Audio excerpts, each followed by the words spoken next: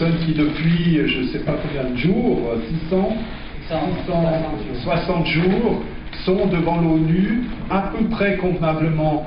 Ces gens font le piquet pour protester contre la situation intolérable, mesdames et messieurs, intolérable depuis que les Américains sont partis d'Irak, qu'ils avaient, eux, compris le sens des conventions de Genève, qu'ils sont venus signer ici, des conventions de Genève qui protègent les combattants, tous les combattants qui ont déposé leurs armes. Ces conventions de Genève protègent tous les combattants et obligent tous les États, et j'insiste sur ces assassinats, ces 7 personnes qui ont été assassinées par, et maintenant c'est connu, par des groupes qui ont obtenu l'appui du gouvernement irakien, dont le bras armé est le gouvernement iranien, et qui sont venus attaquer à la requête et tuer des combattants qui avaient déposé les armes en flagrant délit. Et il faudra bien qu'un jour la Cour pénale internationale se saisisse de cette problématique-là. Et toujours est-il que, effectivement, concrètement, il y a des gens qui sont représentants de l'ONU sur place, qui n'ont pas protesté contre ces attaques, et notamment la dernière insensée, ce silence complice de cette rupture, de cette négation des conventions de Genève. La nouvelle attaque de missiles sur le camp Liberty est une honte pour les Nations Unies, les États-Unis et les gouvernements européens. Ce n'était pas seulement une attaque contre les habitants de Liberty, mais aussi une attaque contre la Convention de Genève et la Convention sur les réfugiés. Le HCR aurait pu empêcher ce crime s'il avait été pris au sérieux les avertissements répétés à de maintes reprises et avait agi à temps pour annoncer Liberty comme un camp de réfugiés en vertu des lois et règlements du HCR. Malheureusement, cela n'a pas été fait pour des raisons obscures et le HCR est en partie responsable et porte, je l'ai dit, une lourde responsabilité quant aux victimes de cette attaque. Plus tard, le haut-commissaire pour les réfugiés a condamné l'attaque et a demandé au gouvernement irakien d'en rechercher les auteurs. Cette fois, le haut-commissaire pour les réfugiés est censé agir à temps pour assurer la protection des résidents d'Ashraf par leur retour à Ashraf, du camp Liberty, de sorte qu'il ne soit plus nécessaire de laisser faire, puis exprimer ensuite alors ses condoléances aux familles des victimes. On peut devancer cela maintenant. M. Antonio Guterres a l'obligation et le pouvoir d'assurer la protection de ces demandeurs d'asile et des réfugiés. Mesdames et messieurs, bonjour à tous. Un danger qui menace mon pays et une vaste région du monde qui va du Moyen-Orient à l'Afrique, et ce danger, c'est le fascisme religieux. C'est lui qui menace la paix et la sécurité dans le monde. Les crimes et la violence des mollahs sont une menace encore plus grande aujourd'hui, parce que le régime est dans la phase de son renversement. Il reste quelques mois avant l'élection de juin.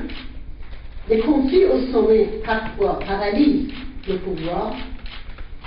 Khomeini a peur de l'effondrement de son régime, mais il a encore plus peur de la population qui est prête à se révolter. Pour contenir la crise, les mollahs ont choisi cette stratégie. D'abord, sauver la dictature syrienne, à n'importe quel prix. Ensuite, encore plus d'efforts pour obtenir la bombe atomique. C'est pourquoi la dernière rencontre avec le 5+1 est sans résultat. Mais l'élément stratégique le plus important des mollahs, c'est de lancer des attaques contre son opposition. Avec l'attaque du 9 février sur le camp Liberty, le régime a voulu sortir de son impasse politique. Cette attaque a fait cette mort et une centaine de décès. Ici, c'est les photos de cette mort.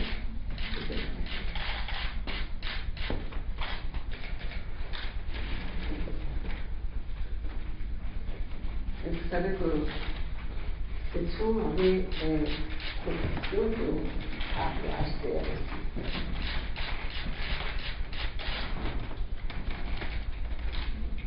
Avec son massacre, les Mollahs ont tiré sur les conventions de Genève et les lois qui protègent les réfugiés. Le déplacement dont ce camp imposé aux Ashrafiens était un acte irresponsable de l'ONU et de son représentant spécial en Irak.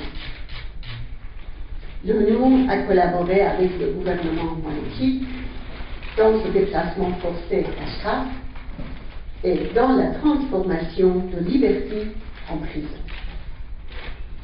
Malheureusement, le HCR a gardé le silence devant ces mesures illégales. Aujourd'hui, Liberty est menacée par une nouvelle catastrophe humanitaire.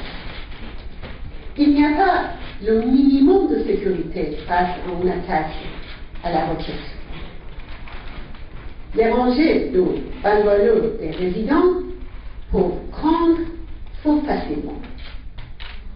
Il n'y a aucun abri et pour empêcher un autre massacre, il y a deux options.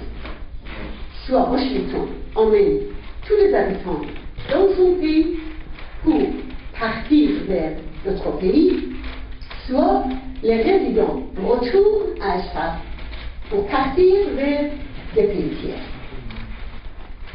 J'appelle aussi le HCR à déclarer un statut de réfugié collectif pour tous les habitants d'Ashraf et de Liberty.